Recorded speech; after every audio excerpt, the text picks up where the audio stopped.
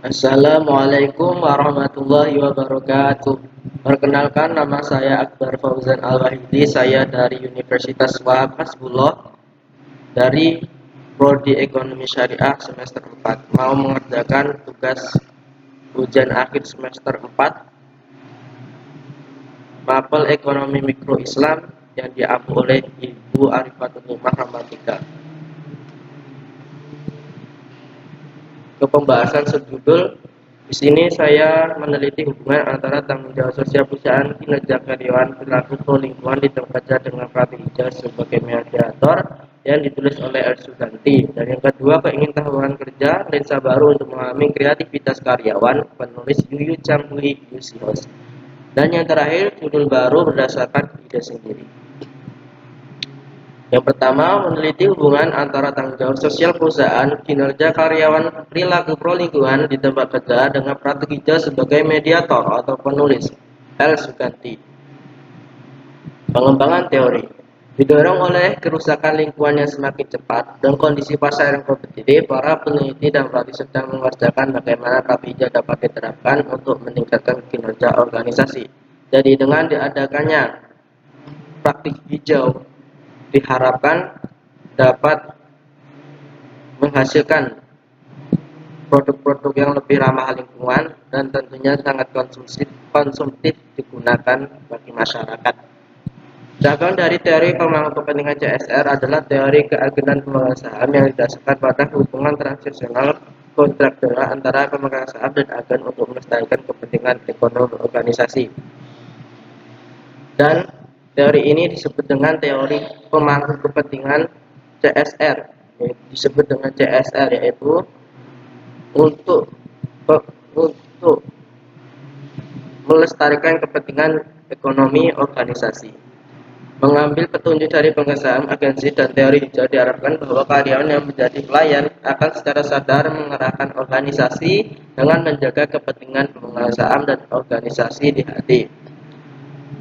Organisasi ini untuk menciptakan kesadaran lingkungan karena aktivitas intensif karbon disebut jaring transportasi dan distribusi mereka, dan kebutuhan akan produksi yang lebih bersih dan lingkungan yang lebih hijau telah berubah selama bertahun-tahun. Menekannya penting CSR untuk mencapai hal-hal di atas. Selanjutnya, penerapan praktik hijau akan memediasi hubungan antara CSR dan karyawan di tempat kerja. Praktik hijau Gonzales de Nito 16 item skala digunakan untuk mengukur produk dan proses terkait praktik hijau, seperti mengacu pada penggunaan lampu AC, air, dan kendaraan yang digunakan. Pensiun yang diberikan kepada manajer milik Departemen Sumber Daya Manusia yang dibagi kepada karyawan mereka. Beberapa peneliti telah menetapkan bahwa pelaksanaan inisiatif CSR mengarah pada peningkatan kinerja organisasi. CSR itu apa sih? CSR adalah tanggung jawab pemangku kepentingan perusahaan dan memiliki konfirman hubungan antara kegiatan CSR dan kinerja organisasi. Dengan demikian, organisasi yang mengimplementasikan inisiatif CSR diharapkan mendapatkan manfaat fit karena bertindak sebagai alat strategis dalam membangun bisnisnya dan menjalin hubungan yang baik dengan para pemangku kepentingan serta ia peduli pada masyarakat yang secara tidak langsung diharapkan dapat mendatangkan manfaat atau fit ke organisasi tersebut. Selanjutnya yaitu metodologi penelitian yang digunakan dalam artikel ini, yaitu yang pertama mandiri t-test, yang kedua model pengukuran, yang ketiga model struktural. Selanjutnya yaitu kesimpulan dari artikel ini, meskipun tujuan itu ada menunjukkan hasil yang beragam pada pengaruh CSR terhadap kerja, penelitian ini memiliki hubungan positif yang ada antara CSR dan kinerja. Penelitian menyoroti ada anteseden lain yang berkontribusi terhadap PEP selain PEP hijau dan CSR. Penelitian ini di masa depan perlu diambil untuk dan faktor-faktor lain apa yang akan menyebabkan PEP karyawan di tempat kerja. Materi yang kedua yaitu tentang keingintahuan kerja, lensa baru untuk memahami kreativitas karyawan, penulis Yu Chang Hui Yusios. Pengembangan teori. Keingintahuan adalah keadaan motivasi yang mengaktifkan niat dan perilaku eksplorasi individu untuk menyelesaikan ketidakpastian dan memahami dunia.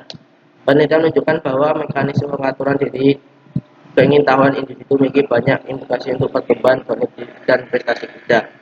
Jadi artikel ini bertujuan tidak hanya untuk memberikan pedoman kepada pemimpin perusahaan, namun juga untuk mengembangkan tenaga kerja yang lebih kreatif, tetapi juga berfungsi sebagai batu loncatan untuk mengembangkan teori masa depan.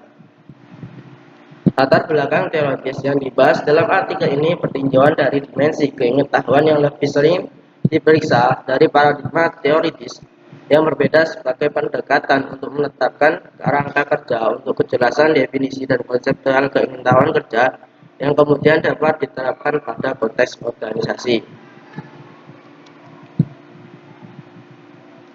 Terlepas dari perbedaan tipologi, setiap jenis keingintahuan manusia mewakili aspek fundamental dari motivasi individu yang dapat diaktifkan atau ditekan oleh faktor kontekstual dan pribadi yang serupa di antaranya sebagai berikut, yaitu A. Keingintahuan sifat negara, B. Keingintahuan epistemik, C. Induksi minat atau keingintahuan tipe 1, D. Penghapusan kekurangan keingintahuan tipe D, E. Keingintahuan persepsi, F. Keingintahuan inventaris eksplorasi, G. Peregangan, dan H. Merangkul.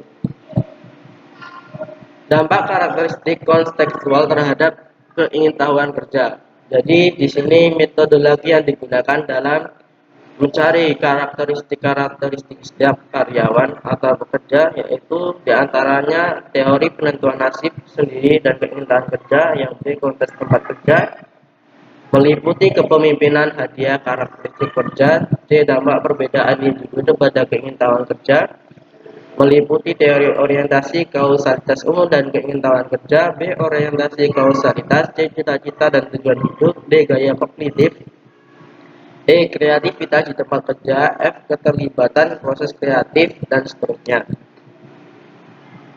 Kesimpulan dari materi ini yaitu minat pada rasa ingin tahu telah berkembang dan penelitian psikologi dan pendidikan selama beberapa dekade terakhir. Sejumlah besar literatur menunjukkan bahwa rasa ingin tahu adalah motif kritis yang mempengaruhi perilaku eksplorasi individu dan orientasi belajar. Jadi dengan kita mengetahui karakteristik setiap kerja atau karyawan, itu bisa mengembangkan suatu perusahaan yang kita kelola atau organisasi tersebut. Jadi diharapkan untuk suatu pemimpin untuk memberikan suatu surprise atau seperti hadiah untuk memberikan semangat atau motivasi bagi karyawan-karyawannya. Dan selanjutnya materi terakhir yaitu tugas pencarian ide atau judul baru. Di sini saya mengambil judul mengkaji SDM dalam ruang lingkup mahasiswa untuk memperkuat komitmen sebuah organisasi yang ada di kampus. Judul ini saya buat karena saya memperoleh gambaran yang saya dapatkan dalam 3 jurnal tentang SDM, dan nanti akan dijelaskan di slide berikutnya. Di dalam kampus sangatlah bermacam-macam SDM yang kemungkinan mengembangkan suatu organisasi di kampus menjadi lebih baik. Tapi sangat disayangkan karena sedikitnya mahasiswa yang mau berkecimpung dalam organisasi. Oleh karena itu judul ini saya buat. Jurnal tersebut antara lain yaitu satu manajemen sumber daya manusia penulis Yusuf Taufik, dan kedua komitmen organisasi penulis Wahyudi Randy Salam, dan ketiga kajian manajemen SDM untuk mahasiswa penulis Hadayati Haras Endang Sugarti Wahyudi.